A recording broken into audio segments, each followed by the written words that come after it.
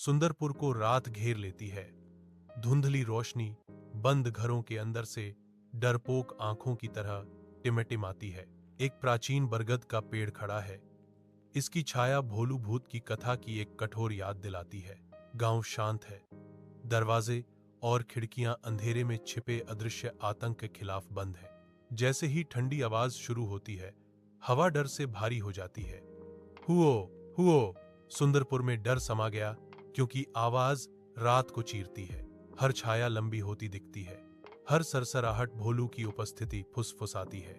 रात के आवरण में चिंटू बहादुरी से विशाल पीपल के पेड़ के पास जाता है। एक छोटी सी टॉर्च अंधेरे को चीरती है। उसके आंखों में डर की एक झलक नाचती है, फिर भी दृढ़ संकल्प उसे अंधेरे में गहराई से जाने के लिए प्रेरित करता है। प्राचीन पेड़ तक पहुंचते ही वह टॉर्च चमकाता है, जिसकी किरण पीपल की घुमावदार शाखाओं को उजागर करती है। टॉर्च की किरण पेड़ की खुरदरी छाल पर नाचती है, अंधेरे में छिपे विवरणों को उजागर करती है। प्राचीन बरगद के पेड़ के नीचे सफेद कपड़ों में लिपटा एक भूतिया आकृति उभरती है। उसकी दुख भरी निगाह रात को भेदती है। हवा में एक दुख भरी फुसफुसाहट गूंजी। कौन है? भूत का अदृश्य रूप अंधेरे में चमकता है। एक छोटी सी आवाज जवाब में कांपती है, मैं चिंटू हूं। भूत चिंटू को घूरता है। उसका उदास चेहरा सदियों के दुख को व्यक्त करता है। रात में पीपल के पेड़ के नीचे भूत भोलू अपनी कहानी शुरू करता है, क्योंकि हवा पत्तों से फुसफुसाती है। नृत्य करती परछाइयां झिलमिलाती हैं, क्योंकि भोलू प्रकट करता है, मैं किसी को चोट नहीं पहुंचाना चाहता, लेकिन लोग मुझसे डरते हैं। भोलू जारी रखता है, उसका भूतिया रूप धुंधली रोशनी में चमक रहा है।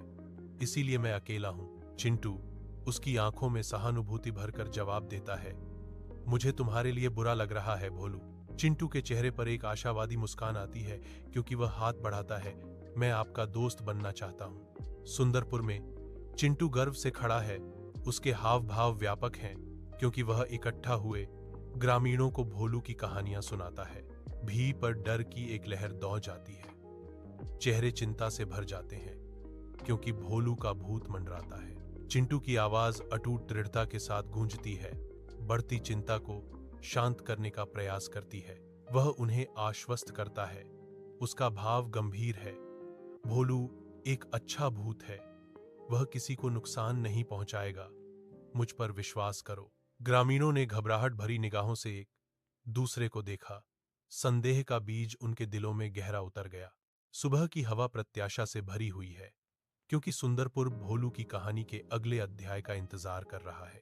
विशाल पीपल के पेड़ के नीचे गांव के बच्चे रात के उतरते ही एक साथ इकट्ठा हो जाते हैं। भोलू भूत कोमल चांदनी में नहाया हुआ अपनी जादुई कहानियों को बुनना शुरू कर देता है।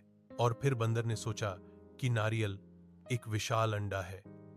भोलू सुनाता है, उसकी आवाज धीरे से गूंजती है, हा हा हा। बच्चे खुशी से हंसते हैं, उनके चेहरे खुशी से चमक उठते हैं। उनके डर को खुशी ने बदल दिया। बच्चों की आंखें नई दोस्ती से चमक रही हैं। कभी डरने वाला भूत एक प्रिय कहानीकार बन जाता है।